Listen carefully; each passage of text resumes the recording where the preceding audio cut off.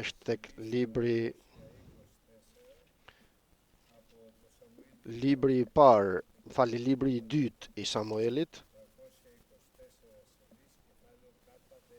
kapitulli 24. Libri i dytë i Samuelit, kapitulli 24. Zemërimi i Zotit u ndez përsëri dhe ai nxiti Davidin kundër popullit, duke i thënë: "Shko të bësh regjistrimin e Izraelit dhe të Judës." Kështu mbreti i tha Joabit, komandantit të ushtrisë që ishte me te: "Shko nëpër të gjitha fiset e Izraelit, nga Dani deri në Bersheba, dhe bëni regjistrimin e popullsisë që unë të di numrin e saj." Joabi ju përgjigj mbretit: "Zoti Perëndia yt ta shumëzoi popullin 100 herë më tepër nga ç'është, dhe sytë e mbretit të zotërisë tim të mund ta shohin këtë gjë. Po pse mbreti zotëria im e dëshiron një gjë të tillë?" Megjithatë, urdhri i mbretit ju imponua Joabit dhe krerëve të ushtrisë. Kështu Joabi dhe krerët e ushtrisë u larguan nga mbreti dhe shkuan të bëjnë regjistrimin e popullsisë të Izraelit. Ata kaluan Jordanin dhe ngritën kampin e tyre në Amer, në të djathtë të qytetit që ishte në mes të luginës së Gadit dhe në drejtim të Jezerit. Pastaj shkuan në Galad dhe në vendin e Tahtim Hodshit. Pastaj vajtën në Dan Jan dhe në rrethinat e Sidonit. Shkuan edhe në krahinën e Tiros dhe në të gjitha qytetet e Hivejvet dhe të Kananejvet dhe arritën në jug të Judës deri në Bersheba. Kështu përshkuan tër vendin dhe mbas 9 muajsh e 20 ditësh u kthyen përsëri në Jeruzalem. Joabi dorëzoi mbretit shifrën e regjistrimit të popullsisë. Kishte në Izrael 800.000 njerëz të fortë, të aftë për të përdorur shpatën. Për njerëzit e Judës ishin 500.000.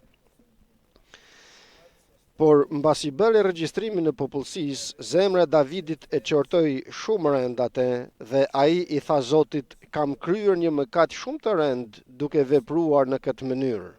Por tani o Zot, shlyje i paullësinë e shërbëtorit tënd, sepse kam vepruar shumë pa mend."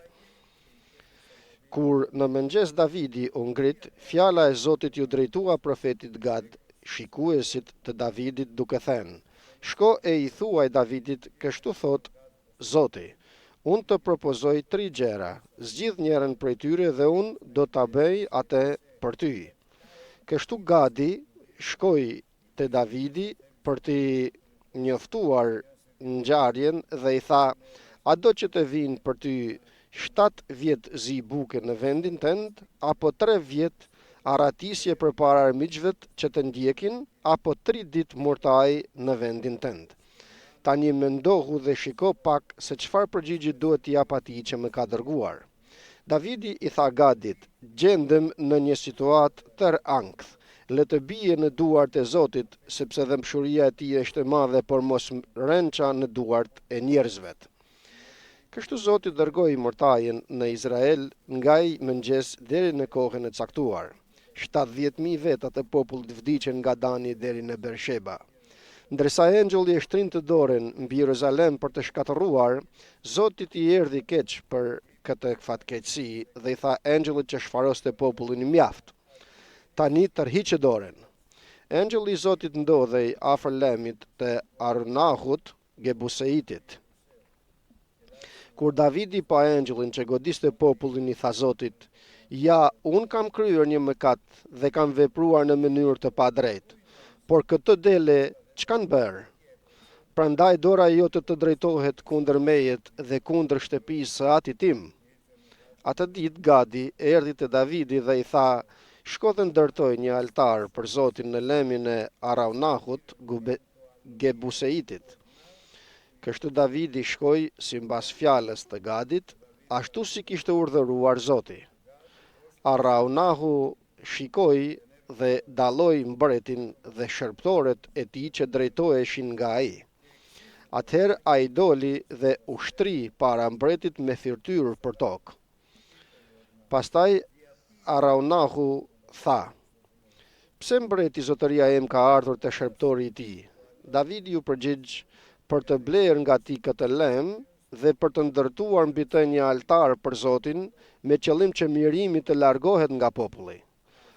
Araunahu i tha mbretit: "Mbreti zotëria im le të marr dhe të ofroj atë që i pëlqen, jaçet e holokaustit, veglat e shirjes dhe zgjedha e qevet do të shërbejnë si dru." O mbret, të gjitha këto gjëra Araunahu ja fal mbretit. Pastaj Araunahu i tha mbretit: "Zoti Perëndia yt të qoftë i mbar." Por mbreti u përgjigj Araunahut: "Jo, unë do t'i blej këto gjëra nga ti me çmimin që kushtojnë, se nuk dua t'i ofroj Zotit Perëndis tim holokauste që nuk më kushtojnë asgjë." Kështu Davidi bleu lemin dhe qet për 50 sikla argjendi.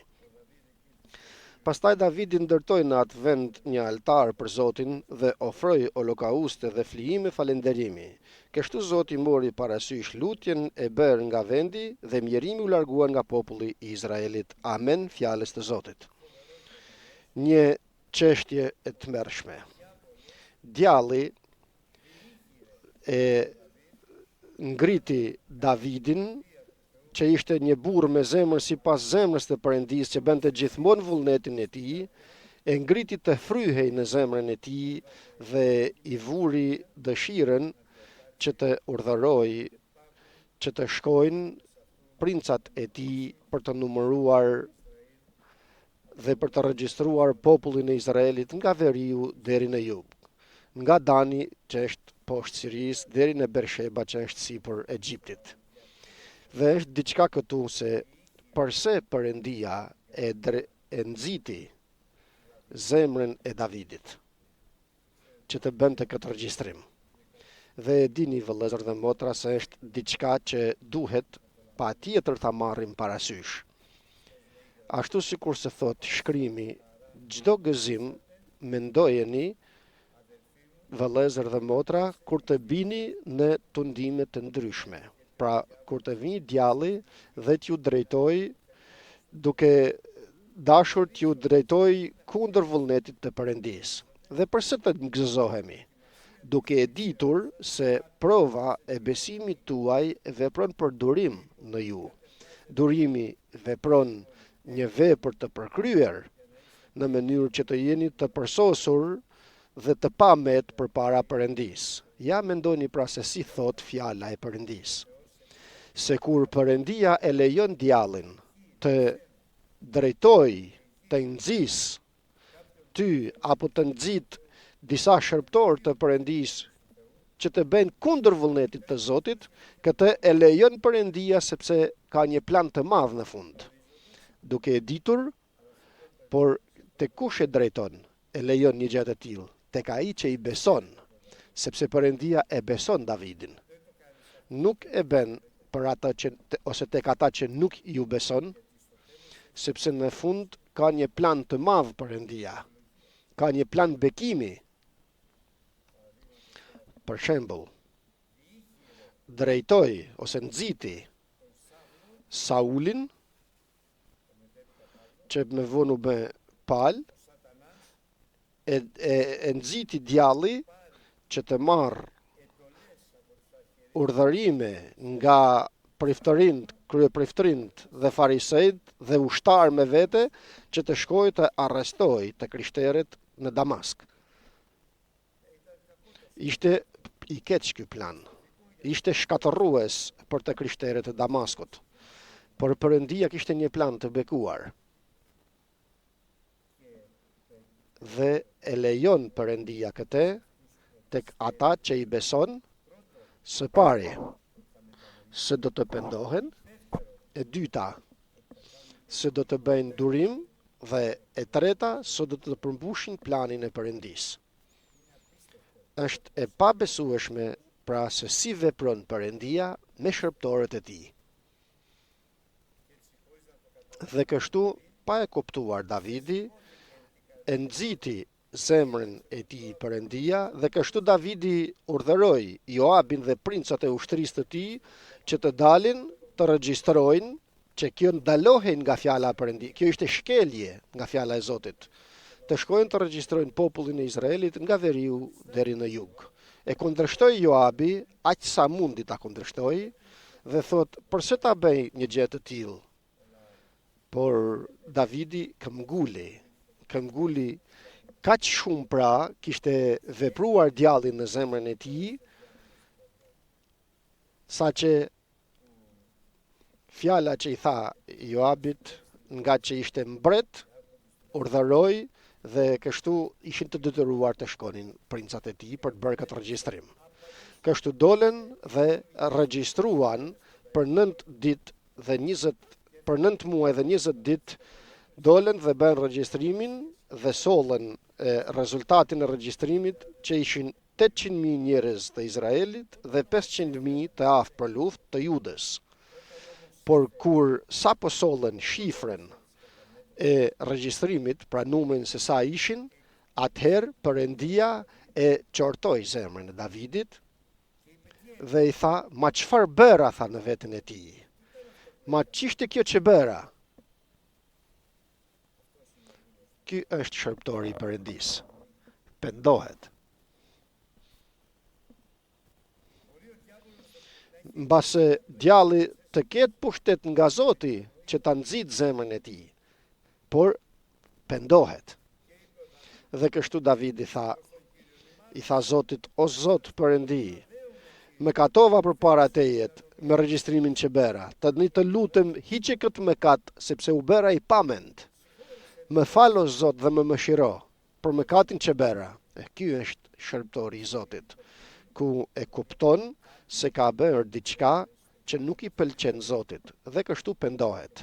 E tani dhe tutje vazhdon të futet në program plani i Perëndisë.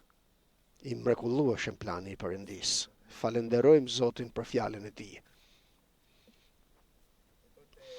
Dhe atëherë nxiti Gadin, profetin, Zoti Perëndi e ngriti duke i thënë, shko tek Davidi dhe thuaj, kështu thot Zoti Perëndi, 3 gjëra të parashtroj përpara teje dhe zgjidh një nga këto të 3 dhe do ta bëj atë. Shkon Gadi tek Davidi dhe i thot, dëgjoj David siç më tha Perëndia. 3 gjëra ku të zgjedhësh ti si ndëshkim për shkeljen dhe paudhësinë që bëre. Mund të zgjedhësh një nga këto 3. Cilat janë këto? Ose 7 vjet zi buke në të gjithë vendin, ose 3 vjet aratisje, pra të jesh i mposhtur nga armiqtë e tu, ose 3 ditë murtaj në vend. Mendo dhe më thuaj që çfarë përgjigje t'i jap atij që më dërgoi. Shikoni tani se si plani i Perëndisë futet në udhën e vet. Dhe Davidi mendon. Çfarë të zgjedhë, thot? 7 vjet zi buke, 3 vjet aratisje përpara armiqve të mi, apo 3 ditë murtaj në vend.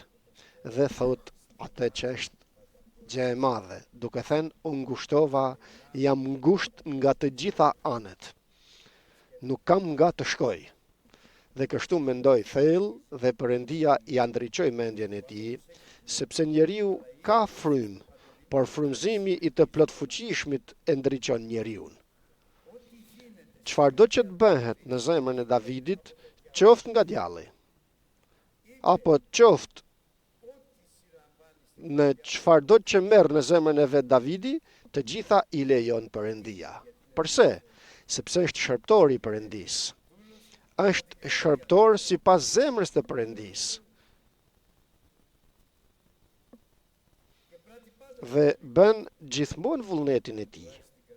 Dhe vendos në zemrën e tij Perëndia që të kërkoj me një logjik, të kërkoj në mënyrë logjike përpara Zotit, duke thënë, le të bie në duart e Zotit dhe jo në zinë e bukës apo në duart e armiqve të mi, sepse e di se Zoti ka dhëmbshuri, do të ketë dhëmbshuri për mua, do të më mëshiroj, do të më ndihmoj dhe në fund do të më bekoj. Nuk e di se çfarë do të bëj, por do të bëj. kështu beson dhe shpreson tek i plotfuqishmi Perëndi dhe për këtë arsye është edhe i bekuar. Dhe zgjedh të bjerë në duart e Zotit, thot më mirë 3 ditë mortaj. Por tani dua të ndaloj këtu dhe të flas pastaj në fund të vazhdoj këtë. Por ishte një njeri i pa rëndësishëm, Ornau, të cilin e kishte zgjedhur Perëndia. Në sytë e njerëzve ishte i pa dukshëm askund. Nuk e dinim se kush ishte Ornau. Por Perëndia i kishte dhënë këtë vend Ornahut si trashëgimi të tij, nga etrit e tij mbase, Lemin aty ku ishte në majën e Jeruzalemit. Atë kishte zgjedhur Perëndia. Përse? Që të bëhet vazhdimi i kësaj çështje. Kur një ditë do të vinte ajo ditë pra që Davidi, shërptori i Zotit dhe i zgjedhuri i Perëndis, që të drejtohet si mbret ndaj mbretit njëri tjetrit. Zemër të drejtë dhe të përkryer. Ornau, i pa rëndësishëm, i pa njohur, por Perëndia e ka zgjedhur dhe i ka dhënë një trashëgimi të përcaktuar, një vepër të përcaktuar shumë serioze kjo. Lemin të Ornahut i Jebusitit, që ishte në majët e malit të Jeruzalemit. Përse? Sepse Perëndia kishte vendosur të ndërtoj shtëpinë e tij të veçantë sipas urdhrit të tij në tempullin e Solomonit. Së pari në Jeruzalem në malin Moria, e dyta aty ku Zoti pa Davidin, babajnë e Solomonit pra, dhe e treta në lemin e Ornaut. Ky ishte vendimi që ishte marrë përpara krijimit të botës, ashtu sikur se vijit e përpara, Perëndia e provon Abrahamin duke i thënë shko në malin Moria dhe flijo birin tënd të vetmin që ke dhe që e don shumë. Në vendin që unë kam për të drejtuar. Tjetër shërptor i veçantë i Perëndis, Abrahami. Dëgjoj që thot Perëndia, të flijoj birin e tij të vetëm që kishte. Ta bëj flijim. Dhe Abrahami nuk hezitoi ta bëj. Sa mirë është të jesh shërptor sipas zemrës të Perëndis. Mendoi dhe tha, Perëndia më ka dhënë premtime të mrekullueshme për birin tim Isakun. Dhe tani më thot që të shkoj ta bëj flijim. Por është besnik Perëndia në premtimin që ka thënë dhe nuk e mohon veten e tij. Atëherë pra, edhe nëse unë do ta flijoj, Perëndia mundet ta ringjall. Dhe pa hezituar as pak, sapo zgjua në mëngjes, mori Isakun dhe shkoi ta flijoj, ta bëj flijim në Zotin që e drejton në malin Moria, në majë të malit të Jeruzalemit. Aty ku kishte programatizuar Perëndia të ndërtohej tempulli i Solomonit. Në atë vend ka vënë shërptorin e tij Ornaun sipas zemrës të tij dhe i ka dhënë një lem dhe gjithë vendin rreth e qark që të jetojë nga ajo tokë, nga ai vend. Por kur shkoi Abrahami ta flijoi të birin, atëherë e vizitoi engjëlli i Zotit dhe i thot, mjaft, s'është nevoja ta flijosh djalin. Dhe pa kështu, ktheu kokën dhe pa pranë në kachube i lidhur një qingj që ishte ngatëruar atje në barishtet e pyllit, e mori dhe e bëri flijim. Dhe atëherë bëhet diçka që është tronditëse dhe e veçantë në shkrim, por edhe në besimin ton, por edhe në jetën ton. Që thot Perëndia? Betohem në veten time, betohem për veten time, se unë ty, Abraham, kam për të bekuar, kam për të shumëzuar pasardhësit e tu, si yjet në qiell dhe si rera në breg të detit. Përse? Sepse ju binde fjalës time. Për këtë arsye.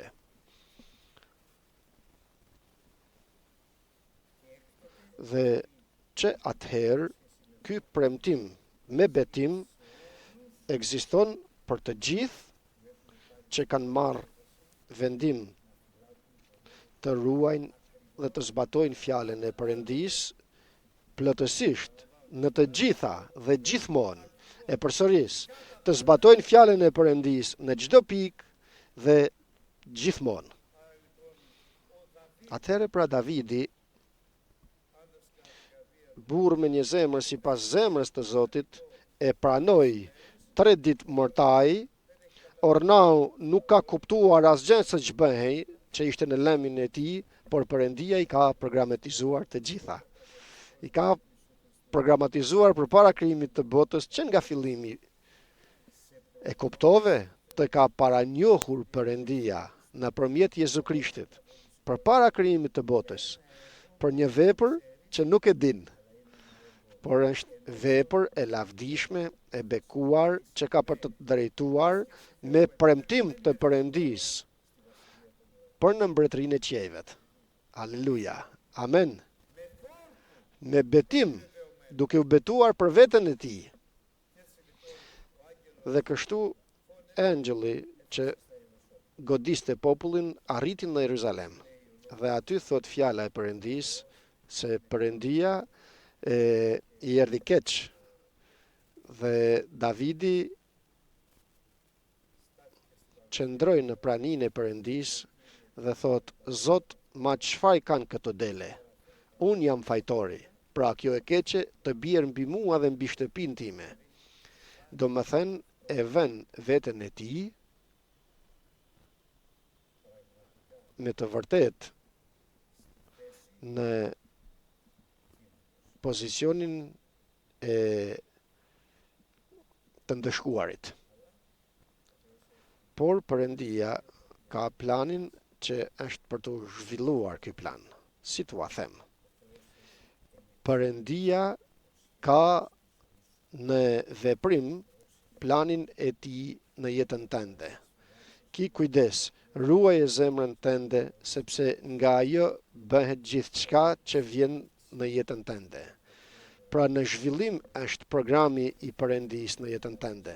Po zhvillohet. Ecën. E kuptojmë këtë, vëllezër dhe motra? Në zhvillim është programi i Perëndisë në jetën tënde. Dhe vjen Gadi dhe i thot Davidit që të ndaloj kjo plag e madhe, shkoj thot këtu pranë është në mal të Jeruzalemit dhe ndërto atje një altar dhe bëj flim tek Zoti, në mënyrë që të ndaloj e keqja që ishte vendosur nga Perëndia të ndalonte. Davidi këtë nuk e dinte. Dhe kështu merr njerëz me vete dhe vajti tek lemi, e pa Ornau, sipas zemrës të Perëndisë, dhe ai i zgjedhur i Perëndisë, i pa njohur, i pa rëndësishëm, më i vogli ishte, më i vogli dhe më i pakti nga të gjithë të shenjtët. E shef bie me fytyrë deri për të përdheje që ta përshëndes mbretin e tij. Dhe kështu shprehu diçka Davidi që është në të kundërt të vullnetit të Perëndisë, duke i thënë: dua të më shesësh ose të më japësh trashëgiminë tënde që të bëj një altar tek Zoti, të ndaloje keqja në vend. Dikur kishte shkuar Ashabi tek Nabothi, më jep kopshtin tënd ta bëj tokë timen dhe mos ndodh kjo, i thot Nabothi, kjo në mua, sepse nuk lejohet të shiste dikush trashëgiminë e vet. Por këtu është plani i Perëndisë, tjetër është kjo. Çfarë i thot Ornau?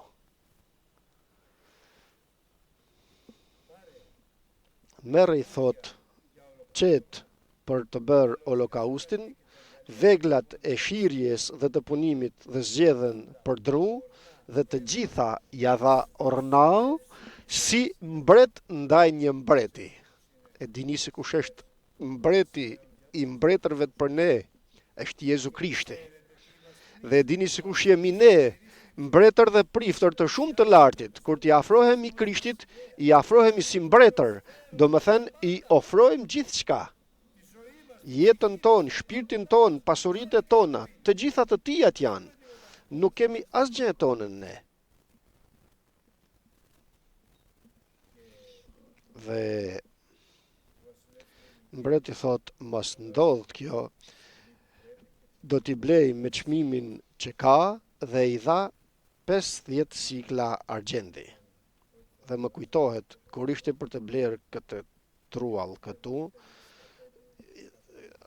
ajo zonja që e shiste kërkonte 65 milion drami. Por lexova dhe Zoti më tha 50 milion do ta blesh.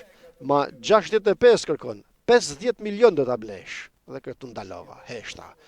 Dhe u bën vlla Stathi me Mihalin që bën diskutimet dhe i thojnë 50 milion. 50 milion i thot Stathi, Mihalit kaq do t'i japësh.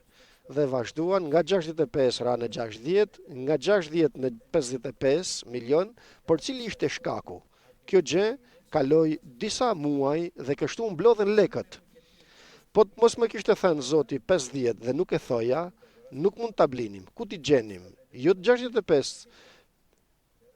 Kaluan rreth 9 muaj, nëse më kujtohet mirë. Kjo u bë me 10 i dyti të 98-ës dhe ne e mblem në fund të 98-ës. Dhe në fund ajo që na e shiste, na tha 51 milion, thot, nuk bëhet 50.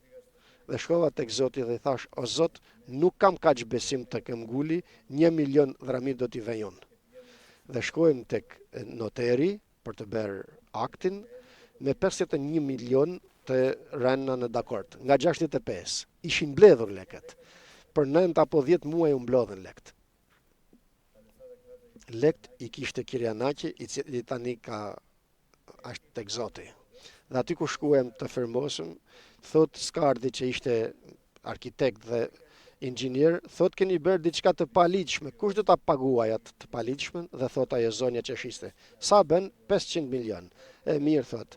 Edhe 50 pra unë nuk flisja as pak. Pastaj thot ajo zonja, thot tani këtë murin në mes, kush do të ndërtoj? Unë s'flisja fare. Nuk kuptoja çfarë po bënte Zoti, por Perëndia e kishte në zhvillim veprën e tij që të binte në 50 milion. Dhe pyeti, sa kushton? Thot 1 milion. E mirë, thot gjys për gjys. Dhe nga 51 ra në 50 milion përfundimisht. Dhe e blem 50 milion drami këtë truall. Vëllezër dhe motra, Zoti është i gjallë.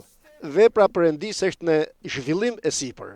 Mjafton që ne të besojmë dhe t'i kemi vesh të hapur, t'i bindemi dhe t'a dëgjojmë fjalën e tij. Patjetër kur firmosëm dhe kur bëm të ikim, thot noteri, thot, kush do t'i paguajë shpenzimet e këtij aktit që u bë? S'kishim të tjera. Dhe nxori Kirjanaqi, aq sa kishte në xhepin e tij, i la aty dhe i thot sa janë, nëse më kujtohet ishte rreth 700 apo 800.000 drami, për drami flasim. I numëroj dhe ishin aq sa duheshin. I dham dhe ikëm. Lavdi Zotit, vëllezër dhe motra.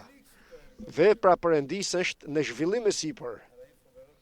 Por është i madh mesazhi për gjithë secilin nga ne, për gjithë secilin dhe për gjithë secilen. Ekziston vepra e Perëndisë në zhvillim në jetën tënde. Kujdes mos e prish këtë vepër që po zhvillohet. Ki kujdes, ti je ai që mund ta prishësh. Perëndia nuk e prish, është besnik në atë që ka premtuar. Ta mohoj veten e tij nuk mundet. Dhe bleu Davidi lemin e urnaut 50 sikla argjendi. Dhe pastaj bleu edhe gjithë zonën rreth e qark sipas fjalës të Perëndisë tek me 600.000 sikla arit. Gjithë malin i bleu. Te kronikat e shkruan këtë. Dhe aty kur u plak Davidi, vendosi Perëndia dhe i tha të ndërtosh jo ti tempullin, sepse ai kishte marrë vendim të ndërtojë tempullin, por jo ti, thot Zoti, se je burr gjakatar, por biri yt, ai Solomoni pra do të ndërtojë. Por ti përgatiti edhe projektin që ja dha Perëndia, por edhe të gjitha gjërat e nevojshme që të mund të ndërtonte. Dhe me të vërtet, kështu u bë dhe ky tempull tani që u ndërtua në lemin e Urnaut, në malin Moria, në majë të malit të Jeruzalemit, sipas fjalës të Zotit, aty u ndërtua tempulli i Solomonit dhe aty do të ndërtohet përsëri kur të vijë koha. Por për ne ekziston ky mesazh sot. Cili është mesazhi i sotshëm? Çdo gëzim të mendoni dhe të keni kur të bini në tundime të ndryshme, sepse kjo është prova e besimit tuaj. Dhe duhet të ketë vepër të përsosur, që të jeni të përsosur dhe të plot për çdo vepër të mirë, duke e ditur se plani i Perëndis për ty që je shërptor dhe shërptore.